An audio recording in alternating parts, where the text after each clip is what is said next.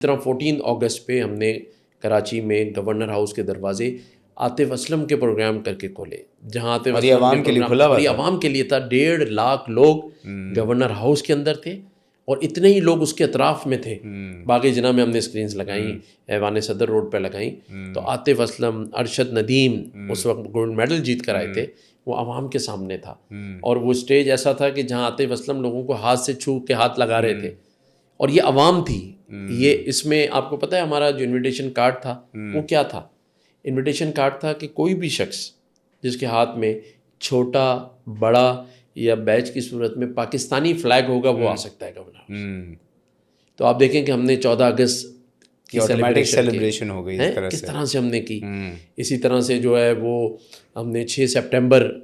کی جو ہے وہ تقریبات کو منعقد کیا، اور اس کے ساتھ ساتھ آپ دیکھیں کہ چاہے گرو نانک کی برتھ ڈے سیلیبریشن ہو، دیوالی، ہولی ہو، کرسمس ہو، یا کوئی ساری مائنورٹیز کو بھی آپ سے ان سب کو ہم نے گورنر ہاؤس میں ان کے تہواروں کو منا کر، ان کے ساتھ کھڑے ہو کر ان کی سیلیبریشنز کی۔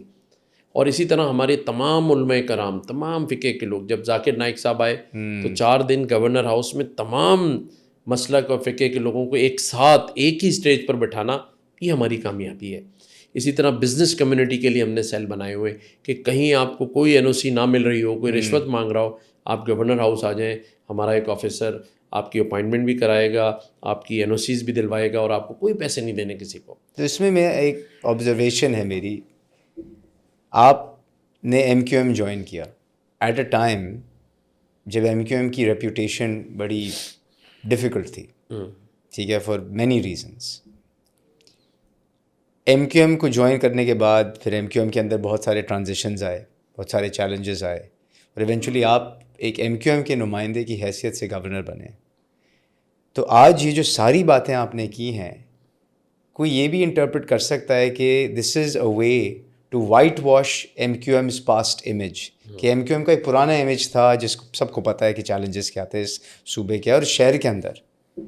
اور اب یہ 2 سال کے اندر آپ نے یہ ایفرٹس کی ہیں کہ یہ امیج کو وائٹ واش کر دیں تاکہ ایک نیا ایم کیو ایم نظر آئے۔ Is that the case?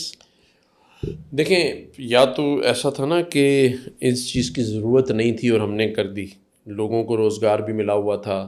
اور لوگوں کے مسائل بھی بڑی حد تک حل ہو رہے ہوتے، تو چلیں یہ لگتا کہ ہم نے کسی پرپس کے لیے کیا۔ میں نے جیسے آپ کو بتایا کہ اللہ تعالیٰ نے مجھے 12 ربیع الاول والے دن اس منصب پر بٹھایا،